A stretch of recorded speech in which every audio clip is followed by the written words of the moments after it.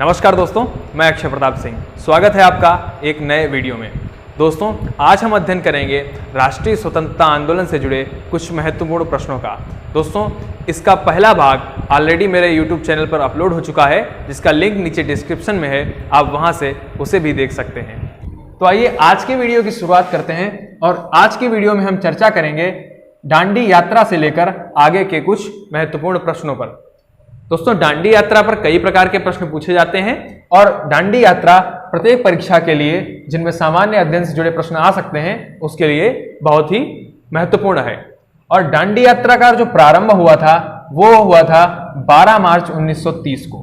12 मार्च 1930 को महात्मा गांधी जी द्वारा अपने 79 सहयोगियों द्वारा 79 सहयोगियों के साथ उन्होंने अपने अहमदाबाद स्थित साबरमती आश्रम से दांडी नामक स्थान के लिए प्रस्थान किया था, जिसे दांडी यात्रा के नाम से जाना गया। दोस्तों, साबरमती आश्रम से दांडी की जो दूरी थी वो थी 322 किलोमीटर। कितनी थी? 322 किलोमीटर, यानी दांडी यात्रा की कुल लंबाई 322 किलोमीटर। दोस्तों, नमक कानून तोड़ना, इससे जुड़े प्रश्न कई बार परीक्षा में पूछे जाते हैं और ये दांडी यात्रा से ही जुड़ा हुआ हिस्सा है। तो नमक कानून जो था वो अंग्रेजों द्वारा बनाया गया एक ऐसा कानून था जिसके अंतर्गत कोई भी भारतीय नमक बना करके बिना सरकार को टैक्स दिए उसे बेच नहीं सकता था। तो उसके खिलाफ महात्मा गांधी जी ने एक आंदोलन चलाया था। 6 अप्रैल 1930 को दांडी पहुंचकर नमक कानून को तोड़ा और सरकार को एक संदेश दिया। और यहीं से दोस्तों सविनय अवज्ञा आंदोलन का प्रारंभ हुआ था। सविनय अवज्ञा आंदोलन भारतीय स्वतंत्रता आंदोलन का एक महत्वपूर्ण हिस्सा है। दोस्तों, गांधी इरविन समझौता, हमारा तीसरा प्रश्न जो आज का बनता है वो है गांधी इरविन समझौता कब हुआ था और किसके मध्य हुआ था। जो इसके आप नाम से ही समझ सकते हैं कि गांधी इरविन समझौता महात्मा गांधी और भारत के वायसराय लॉर्ड इरविन के मध्य हुआ एक समझौता था, जो कि हुआ था 4 मार्च 1931 को। 4 मार्च 1931 को हुआ था और इसे दिल्ली समझौते के नाम से भी जाना जाता है।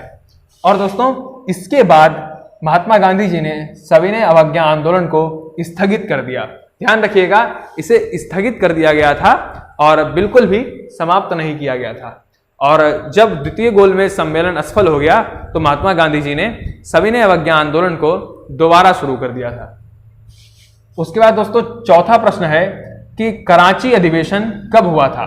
तो कराची अधिवेशन जो कांग्रेस का था वो हुआ था 1931 में और इसकी अध्यक्षता की थी सरदार वल्लभ भाई पटेल जी ने।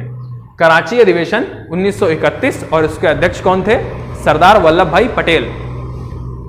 यह अधिवेशन इसलिए बेहद महत्वपूर्ण है क्योंकि इस अधिवेशन में पंडित जवाहरलाल नेहरू जी ने मूल अधिकारों एवं आर्थिक कार्यक्रमों पर एक प्रस्ताव पेश किया था। फंडामेंटल राइट्स और इकोनॉमिक प्रोग्राम को लेकर के एक ड्राफ्ट पेश किया था।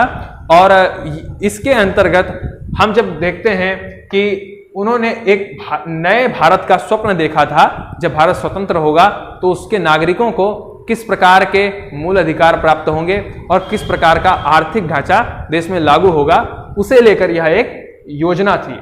दोस्तों, ये सभी बातें भारत में सशक्तिकरण की यात्रा से सीधे सीधे संबंधित हैं कि किस प्रकार एक नए भारत के संकल्प का पूरा योजनाबद्ध ढांचा हमारे स्वतंत्रता संग्राम सेनानियों द्वारा तैयार किया गया था।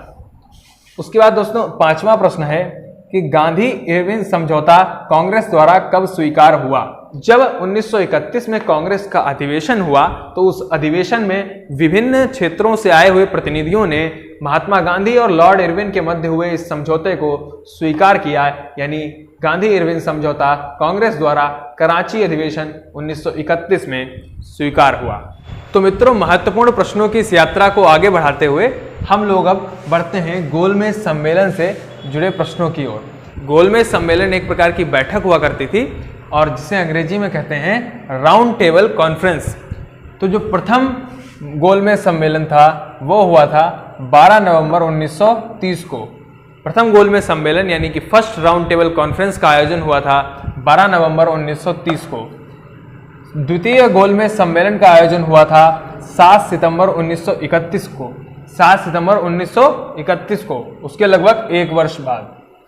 और इस सम्मेलन में गांधी जी ने कांग्रेस के प्रतिनिधि के रूप में भाग लिया था।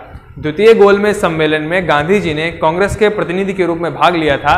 इससे कई प्रश्न बन सकते हैं, जैसे कि गांधी जी ने किस गोलमेज सम्मेलन में भाग लिया था और द्वितीय गोलमेज सम्मेलन कब हुआ था, वगैरह वगैरह। तो आप लोग इसका ध्यान रखेंगे। और ये जो सामान्य अध्ययन से जुड़े प्रश्न हैं, ये केवल एक प्रतियोगिता ही नहीं बल्कि आजीवन जो विभिन्न कॉम्पिटिटिव एग्जाम्स में हम लोग बैठेंगे उसमें ये प्रश्न हमें काम आएंगे। दोस्तों, तृतीय गोलमेज सम्मेलन जो है वो हुआ था 17 नवंबर 1932 को। 17 नवंबर 1932 को। यहाँ पर मैंने एक लाइन लिखी हुई है जो कि इस प्रकार है कि सभी सम्मेलनों में डॉक्टर भीमराव अंबेडकर जी ने, सभी गोलमेज सम्मेलनों में डॉक्टर भीमराव अंबेडकर जी ने दलितों के प्रतिनिधि के रूप में भाग लिया था। अब हम ऊपर की ओर बढ़ते हैं और हमारा नवा प्रश्न जो है वो है भगत सिंह, राजगुरु और सुखदेव को फांसी कब हुई?